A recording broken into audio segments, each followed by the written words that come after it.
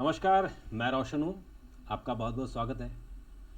मित्रों, एक बड़ी खुशखबरी है और जब तक ये वीडियो आप देखेंगे तो आपके पास और भी तमाम समाचार चैनलों से खबर आ चुकी होगी कि उत्तरकाशी के सिलक्यारा सुरंग में फंसे 41 मज़दूरों को बाहर निकाल लिया गया है। क्योंकि अभी जब इस वक्त मैं वीडियो रिकॉर्ड कर रहा हूँ तो एनडीआरएफ की टीमें तैनात हो गई हैं, क्योंकि जो सुरंग बननी थी, जो 55 मीटर का जो पाइप डालना था, उसका लगभग 52-53 मीटर पाइप डाला जा चुका है और 3 मीटर 4 मीटर के आसपास का पाइप और है। और वो भी लगभग ऐसा लगता है कि रात को 12 बजे के आसपास वो पूरा हो जाएगा।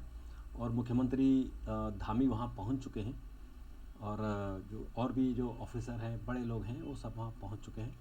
तो अब किसी भी समय ये खुशखबरी आ जाएगी कि उनको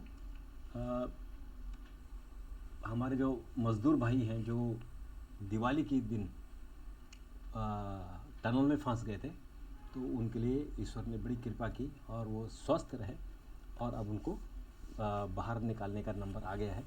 और वहाँ 40 एम्बुलेंस, नई एम्बुलेंस खड़ी हैं। और जो चिलाली सैण एक जगह है वहाँ बड़कोट के पास, वहाँ एक सरकारी हॉस्पिटल है।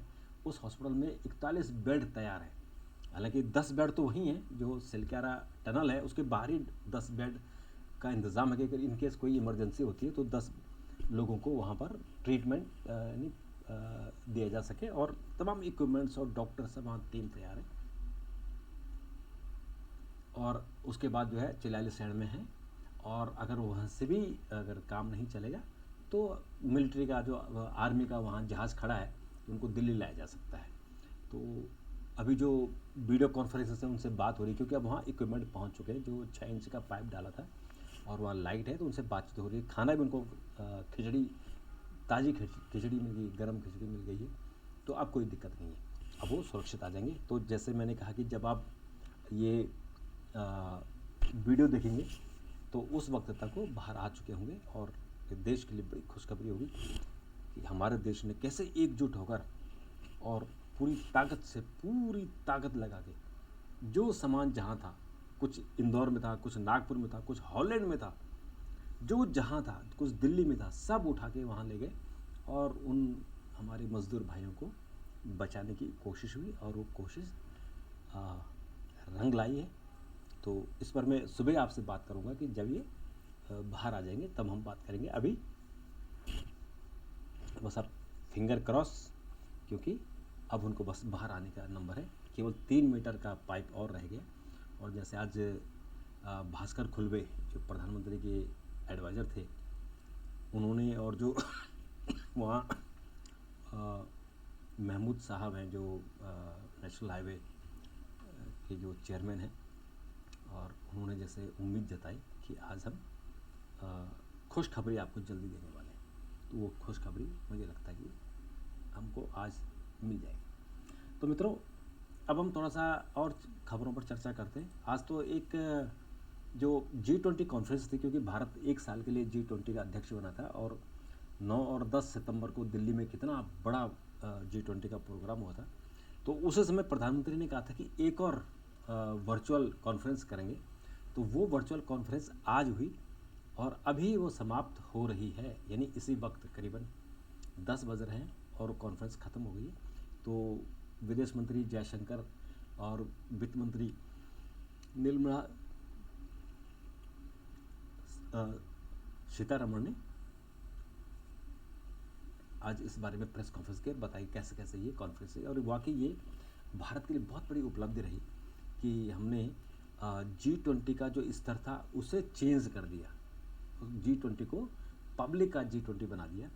और भारत ने बहुत सारी इसमें उपलब्धियां हासिल की। जैसे यूरोपियन यूनियन के अलावा, यूरोपियन यूनियन तो उसका मेंबर था ही, अफ्रीकन यूनियन को भी उसका मेंबर बना दिया।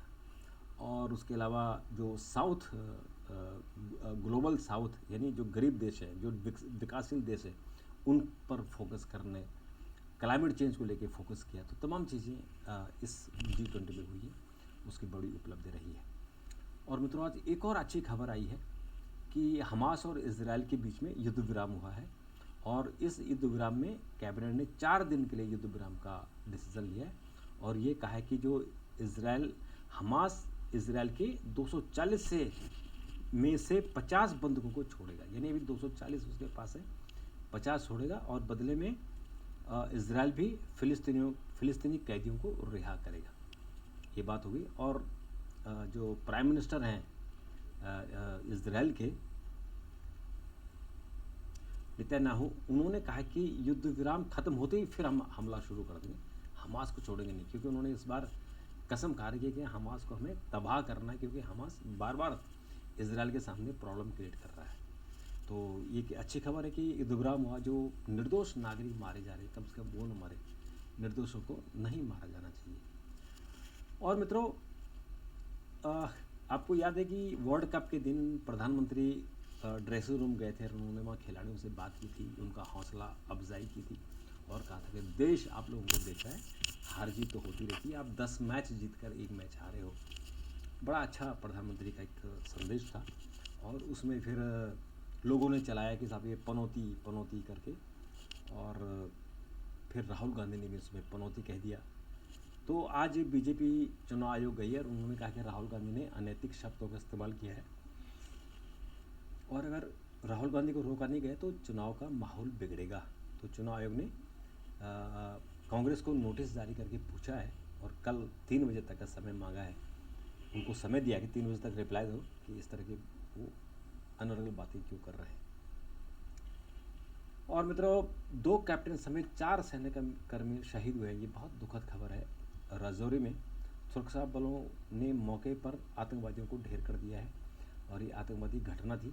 सेना के कैप्टन स्तर के 2 अधिकारी हैं और 2 अन्य हैं जो घायल हुए हैं। और उन्होंने कहा कि सुरक्षा बलों ने मौके पर ही 2 आतंकवादियों को घेर लिया और उनको ढेर कर दिया। भीषण मुठभेड़ जारी है और ये कहा है कि मुठभेड़ के दौरान जो है अभी जो 2 लोगों को घेरा हुआ है, अभी उन्हें मारा नहीं है, घेरा हुआ है, वहाँ अभी भीषण गोलीबारी चल रही है, यानी मुठभेड़ जारी है। लेकिन हमारे 4 लोग, कितना एक कैप्टन को बनाने में सरकार को कितनी मेहनत करनी पड़ती है, कितना खर्चा करना पड़ता है। और एक भी जब जो हमारा जो जीवन है, एक भी ज़िंदगी कितनी महत्वपूर्ण है हमारे लिए, और उसमें हमने अपने बहादुरों को 2 कैप्टन और 2 और अन्य सैनिक थे, उनको गंवा दिया है। बहुत दुखद है।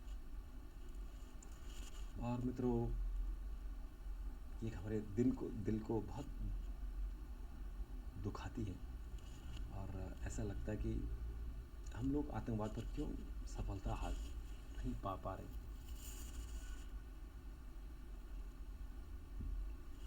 तो अब देखते हैं कि इसमें हमारी सेना फिर आगे और क्या कदम उठाती, क्योंकि सेना छोड़ेगी तो ये बात तो बहुत क्लियर है।